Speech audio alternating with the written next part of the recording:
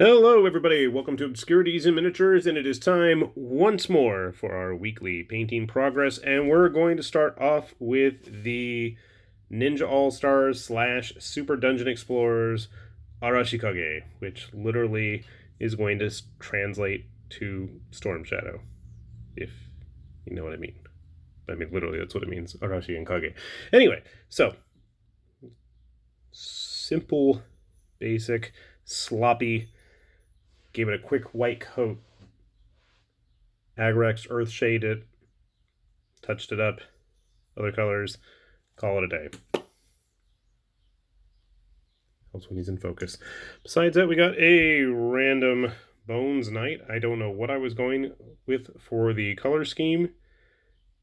A green scheme, obviously. I'm not sure what his deal is, but he's done. I'm calling him finished, and we're just going to set him on over there. We wrapped up our Dreadlord, Shadow Lord, whatever he's called, from RTLW. And I want to go back and fix those lightning bolts on his armor because they did not come out very well. Maybe with a light blue or a white. I like the model. I've just been reading the Night Lords Omnibus that I borrowed from my brother, I don't know how many years ago, but I've got plenty of time these days, so I figured why not get around to actually reading it. So, very nice model. Very busy and ornate armor, so not a whole lot of spaces to do much in the way of freehand or lightning bolt patterns as is, so I really gonna have to go back and fix those up. Okay, other random things. Painted up the Starfinder, was it a Vesk? From Protoss Miniatures. This was an actual plastic kit. I've got a video up if you search through all those playlists that I've got posted. Nice model. Details came out pretty good. I'm just not a fan of the pose. He's very stiff. Very straight as a board. And the more I look at it, the more I really feel like this was influenced by Dorohedoro's Cayman. It really, really reminds me of Cayman. And I kept thinking every time I look at the Vesk artwork, this looks really familiar. I think I finally figured out that's why. Anyway, we've been looking at manga stuff.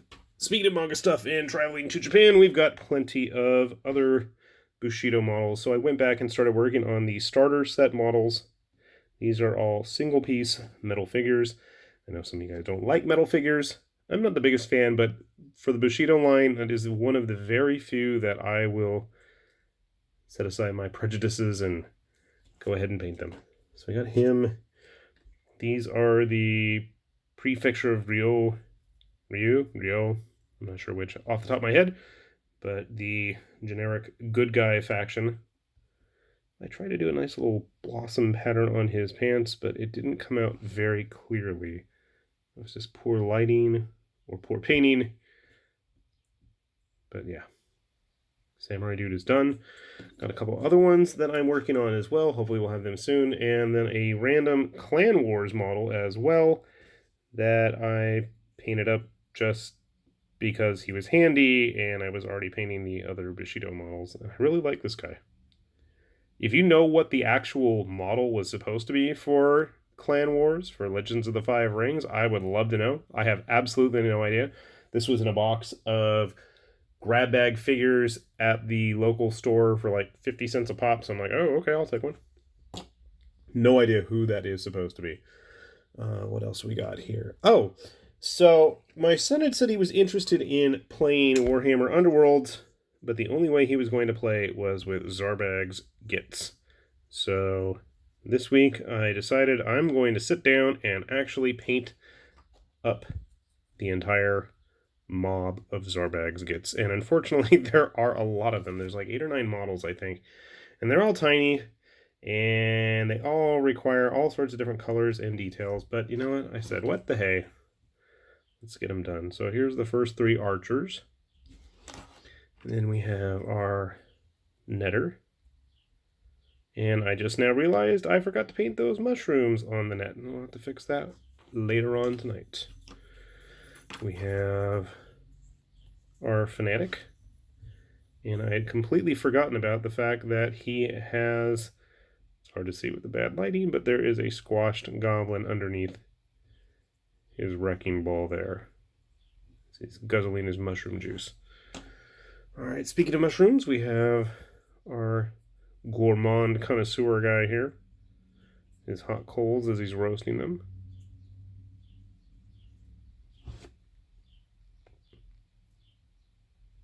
Sorry, it's a little too bright. We have a sun shining right outside the window right now.